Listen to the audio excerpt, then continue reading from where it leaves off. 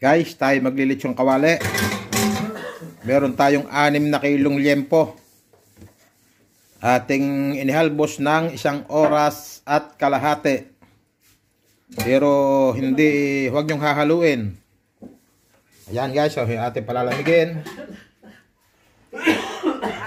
Ang tubig ay nilagyan natin ng paminta, sibuyas, bawang, laurel, at nilagyan natin ng asin.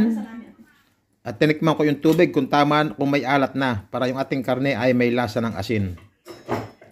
Para basta na lang natin piprito.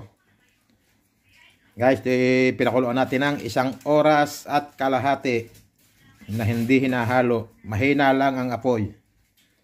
Basta yung kumukulo lang na konti. Tapos hahanguin natin, ating patutuyuin, iigahin natin. At ito ay ating iigahin ng magdamag. Kaya guys, inyong subaybayan, bukas na natin ito mailuluto.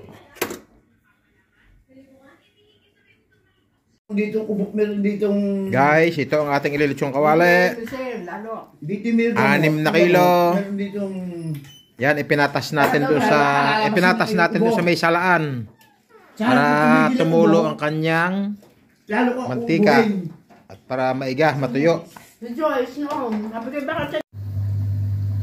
Guys, so nag-umpisa na tayo magprito ng ating inihalbos kahapon na liempo.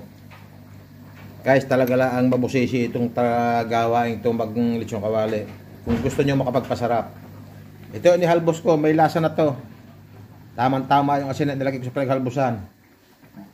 Tapos to, nagpiprito tayo. Pag tayo magpiprito ng gusto nyo lumutong talaga, tulad dito, magdamag nating iniga. Kung may oras kayo, mas maganda ka na matagal.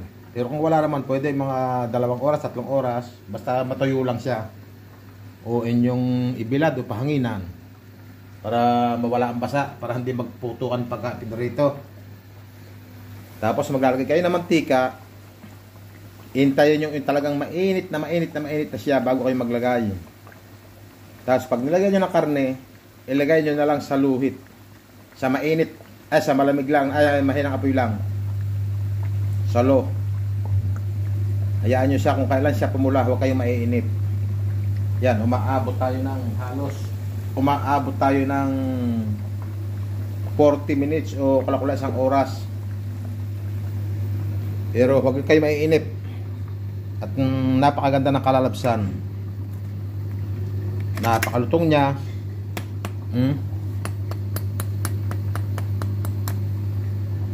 Tapos ngayon ito guys, kaya maaga kong niluto. Pag ito'y malamig na ulit, mamaya bago kainin, magpapakulo ko ng mantika, wiwisikan ko yan. Puputok to. Pakita ko sa inyo mamaya. Ito, marami pa tayong ilalagay. Halos umaabot ng kulang-kulang 1 oras bago pumula. Dahil mahina ang ating apoy lang. Pag hindi pwedeng malakas, pag malakas ang apoy natin, makusunog siya. Iitim ka agad. Tulad ito, ang ganda ng kulay oh. Palibasa iniluto natin sa napakahinang apoy. Tapos itong ating manok na Tagalog, masyadong marami. Ito pa oh. Ito ay aking kakalderatahin. Ito naman yung adobo sa gata. Ito luto na, igahin lang natin yung gata. Ito guys ang napakasarap gawing crispy sisig. Malutong. Tingnan ninyo guys, so bago nilagay.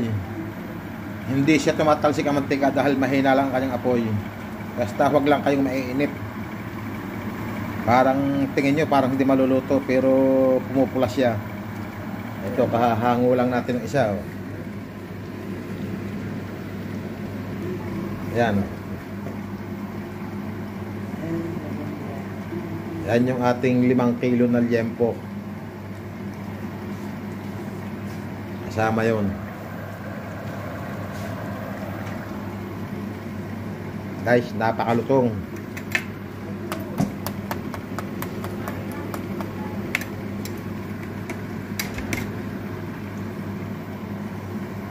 Guys, gagawa tayo ng drumstick na manok. Aray ko. Ha? Anong namig na? Puputulan dito ang laman tao sa ating babang bibiyakan Ano, dyan. na? Ingat-ingat lang kayo dahil may buto ditong maliit, matalas. Ha? Yan, no? Baka madalaan yung kamay. Iingat kayo dyan Gagaling na sa buto ng maliit. Padala Oh. pala. Ba, very Baka good. makatusok sa inyong kuko. Pag naputol dyan, bibiyakan Si nyo Ila, lang yung wala laman. pang balita Tapos si yung Ila. ibababa. Yan guys. Oh.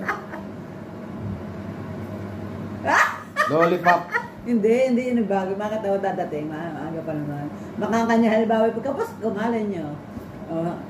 Sa ating ilulubog sa parina mamaya. Madali naman yung mapadala at saka sa online lang din.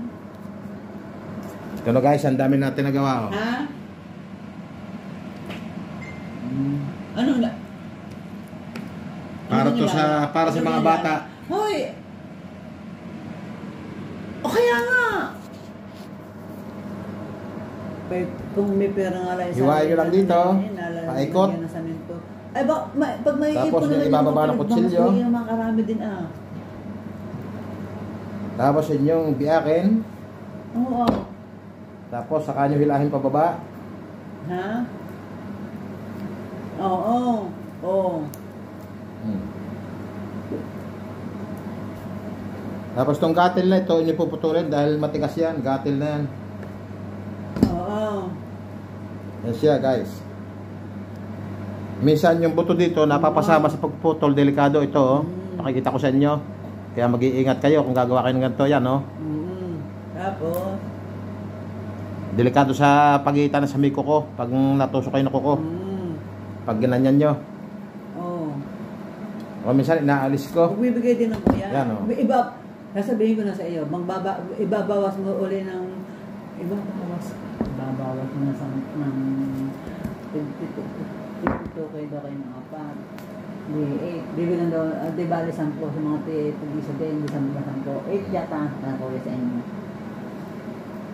May iba, sabi sa akin, sabi sa Pasko, yan ang pakakausapin. Guys, ito yung ginawa kong lollipop chicken. Chicken lollipop. Oh, ito guys. Ito siya. Ayan, oh. Chicken lollipop. Ang cute-cute niya, oh. Ang cute niya, oh.